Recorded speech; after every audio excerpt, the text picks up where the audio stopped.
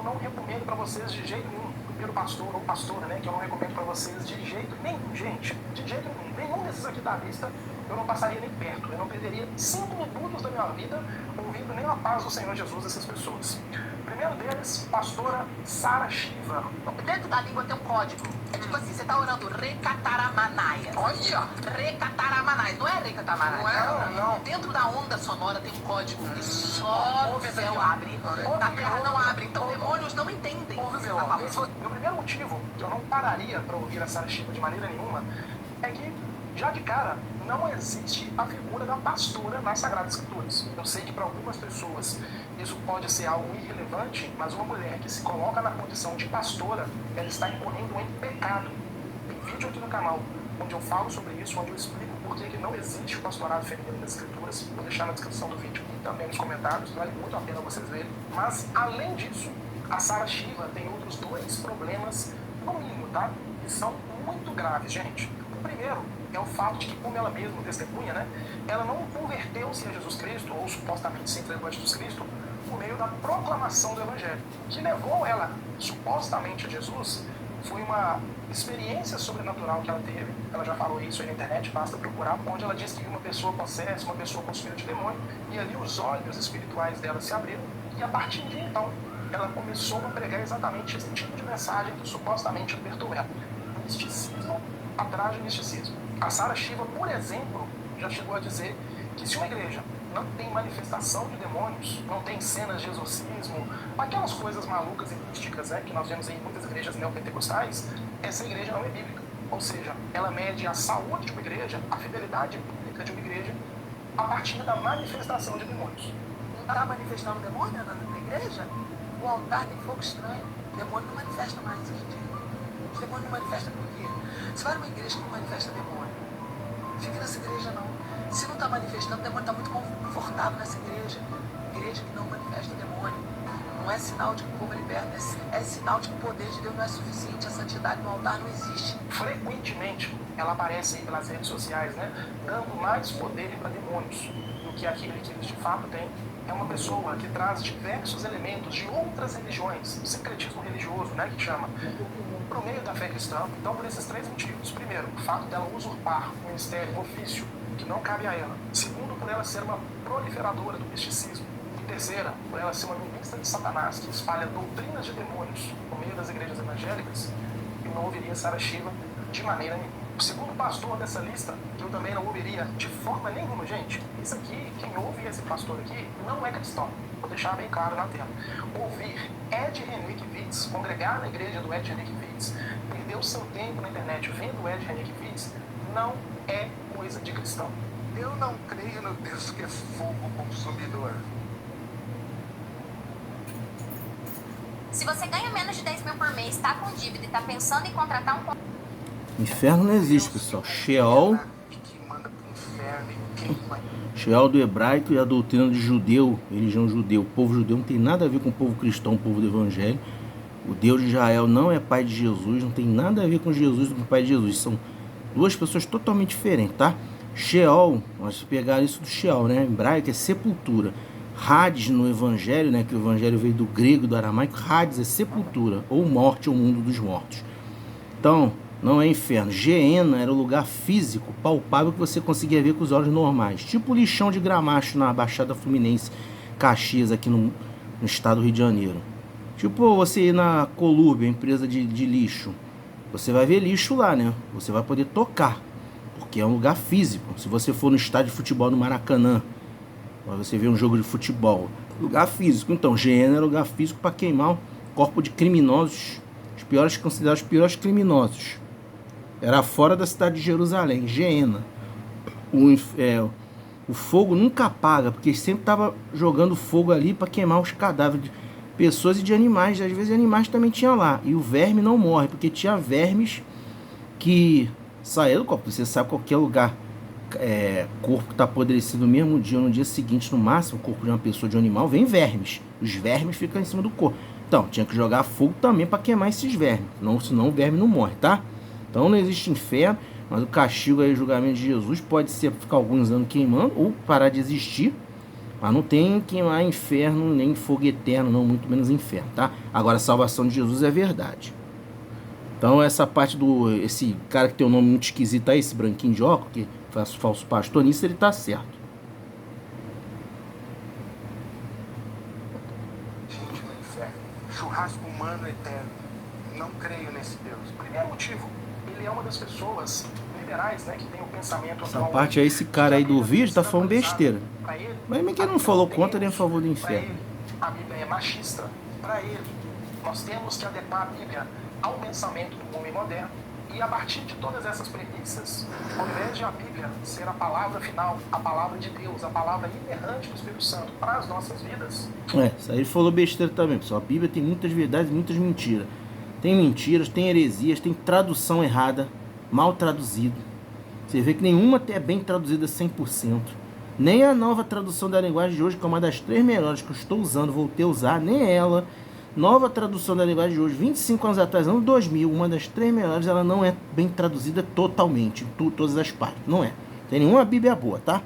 Então a Bíblia não é a palavra de Deus, não. A palavra de Deus é Jesus e o Evangelho não é bem traduzido totalmente, não. E tem coisas que inventaram ali, botaram mentiras, a Igreja Católica e depois a Igreja Protestante na parte chamada Novo Testamento da Bíblia, tá? No final das contas, é uma das premissas, uma das bases elementares da fé cristã, porque o Ed Renekiewicz defende é que a vontade do homem, a opinião do homem, a cultura do homem e a visão política do homem devem ser impostas sobre as Escrituras. Outro problema do Ed Renekiewicz, a interpretação dele da Bíblia, gente, é suja, é asquerosa, é nojenta. Aí Jesus diz assim no versículo 10: se você conhecesse o dom de Deus e quem está pedindo água para você, você lhe teria pedido e ele lhe teria dado água viva. Só tem uma água divina para te dar. E água viva é um eufemismo, porque aqui a Bíblia tem trechos impróprios para menores. Aqui água viva é uma água que jorra. É um esguicho. Tem um esguicho para te dar. É uma palavra de duplo sentido. Essa mulher está querendo ver onde essa conversa vai chegar. Jesus está falando de água mesmo, ou ele está falando da virilidade dele e do sêmen dele? Então, por ser um ativista de esquerda, um teólogo liberal, uma pessoa que destrói a interpretação das Escrituras para que a sua visão partidária, que diga-se de passagem, é oposta às Sagradas Escrituras, possa prevalecer, eu não recomendo de maneira nenhuma que vocês passem muito perto das doutrinas de Ed Renekiewicz. O próximo dessa lista aqui, gente, é um pastor que eu tenho certeza que muita gente vai me criticar, vai me xingar, porque nesses 2 primeiros é quase uma unanimidade, né? Para ver esses 2 primeiros aqui, a pessoa ou não é cristã ou não entendeu o evangelho. Mas esse terceiro pastor que eu vou citar para vocês aqui, muita gente, uma quantidade muito grande de pessoas assiste, pensa que está sendo edificada, mas na verdade, gente, só está sendo enganado e afastado do verdadeiro evangelho, que é o pastor Cláudio Duarte. Eu não amava minha mulher quando casei. Eu gostava da carcaça dela. O cara é muito vulgar, né? Um vagabundo, igual esse o falso pastor que apareceu antes, o branquinho de óculos, né? Vagabundo pra falar isso. De maneira nenhuma, as pregações do pastor Cláudio Duarte. Primeiro, isso aí que ele falou, né? Um vagabundo, tão safado, um vagabundo. Um PUTO, né? Vamos quatro de mulheres são isso. PUTA, vagabundo, pontinho, pontinho, né? Os homens quase todos são. Mas o cara é mais vulgar ainda, aquele branquinho de óculos antes. Branquinho de óculos. Renekiewicz, acho que é isso, nome esquisito aberto. Vou mais paralisar não, pessoal. Nós tinha que comentar, né? Cláudio Duarte falar isso numa pregação para mais de 5 mil pessoas. O cara é tão retardado, tão maluco assim. Ou então ele tá pouco se lixando para todo mundo, só pensa em dinheiro. Uma das duas hipóteses, explicação racional. Parece que ele quer ser mais um palhaço que se preocupa com uma plateia do que um pregador que se preocupa com as Escrituras. Nós temos uma frase, né, que é atribuída a Charles Spurgeon, que ele afirma que chegaria um tempo que no lugar de pastores pregando para ovelhas, ensinando ovelhas, nós teríamos palhaços divertindo bodes. E a pregação do Cláudio Duarte é exatamente isso. Parece que a todo tempo ele está mais preocupado em fazer as pessoas rirem do que ensinar para elas de fato, pregar o evangelho de fato, com reverência, com temor. E quando ele faz isso, ele está menosprezando as próprias pessoas que estão ali parando para ouvir a suposta pregação dele, né? Nós temos repreensões nas Escrituras acerca desse fato, acerca da imaturidade de diversos cristãos que não estavam preparados para receber um alimento mais sólido. E parece que o trabalho que o pastor, né, Cláudio Duarte faz foca justamente nisso. Manter as pessoas ali como bebês da fé, como enzos espirituais. Se as pessoas estão rindo da palhaçada que eu estou fazendo, isso é o que importa. Um cristão maduro de verdade, uma pessoa que está preocupada em crescer, se parecer mais com Cristo, se tornar alguém, né?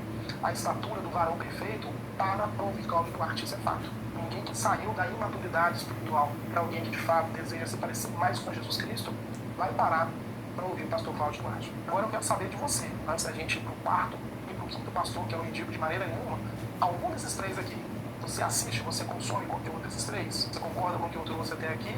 Ou você acha que eu estou pegando pesado? Deixa aqui nos comentários a sua opinião, porque isso é muito importante. Às vezes, a partir da opinião de vocês, da sugestão de temas de vocês, eu sempre estou olhando lá nos comentários e trazendo vídeos aqui no canal, como esse aqui agora, para poder responder as dúvidas, os questionamentos, os pedidos, né, de orientação que vocês sempre participam aqui no canal, tá bom? E o quarto pregador dessa lista agora é uma das pessoas mais malignas que nós temos com a alcunha, né, de pastor, de bispo nos nossos dias, que é justamente, gente, o bispo Bruno Leonardo.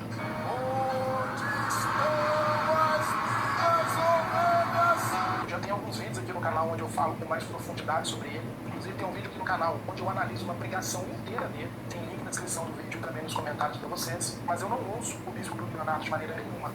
E sugiro que você também não ouça, porque como eu já disse nos vídeos anteriores, esse cidadão é um anticristo no nosso meio.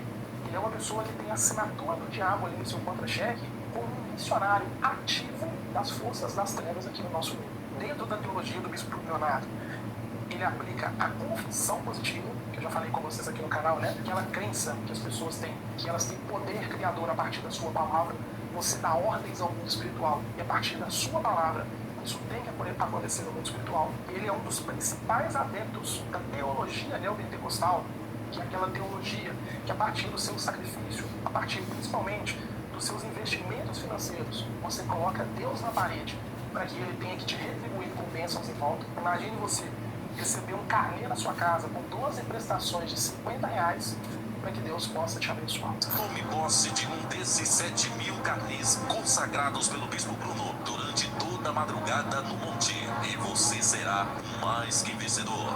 Pegou o carnê pela causa, a causa que estava perdida foi ganha. O nosso Deus é fiel e o nosso Deus responde. Olha pra isso aqui, ó, que eu achei aqui na casa da minha mãe, ó.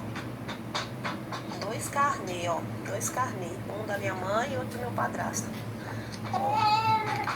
Com valor, R$50. Agora eu não sei quantas que tem aqui, ó. Quantas parcelas tem aqui, ó. Tem bastante, ó. O bispo Bruno Leonardo, que se auto-intitula, né, como um profeta entre nós, é na verdade um dos principais feiticeiros disfarçados de pastores, de bispos, que nós temos aqui nos nossos dias. Não vou perder muito tempo com isso, porque eu já tenho 2 ou 3 vídeos aqui no canal onde eu explico com mais exatidão e profundidade, que eu vou deixar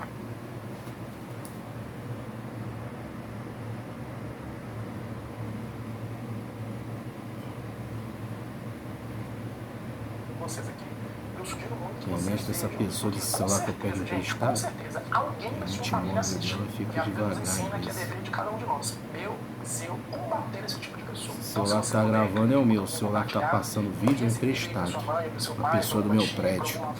Para algum amigo de trabalho que te manda as pregações dele, porque esse homem é simplesmente um ser maldito, de acordo com as palavras de Paulo em Gálatas capítulo 1, que nós temos aqui, supostamente ministrando o evangelho entre nós, tá bom? E aí, para finalizar, gente, esse último pastor aqui, ó, eu tenho certeza que eu vou perder seguidores aqui no canal porque eu tô falando dele. Muitos de vocês assistem a pregação desse pastor. Eu já assisti bastante um dia, tem vários livros ali que eu tenho até que jogar fora desse senhor, mas que hoje, conhecendo o verdadeiro evangelho, conhecendo as escrituras e o dano que esse cidadão promove no nosso meio, eu preciso, é questão de fidelidade às escrituras, colocar o nome dele aqui, porque é justamente o pastor Luciano Subirá. Ele vai orar em línguas um pouquinho, Luciano, e vai parar. E eu vou interpretar. Então vamos lá.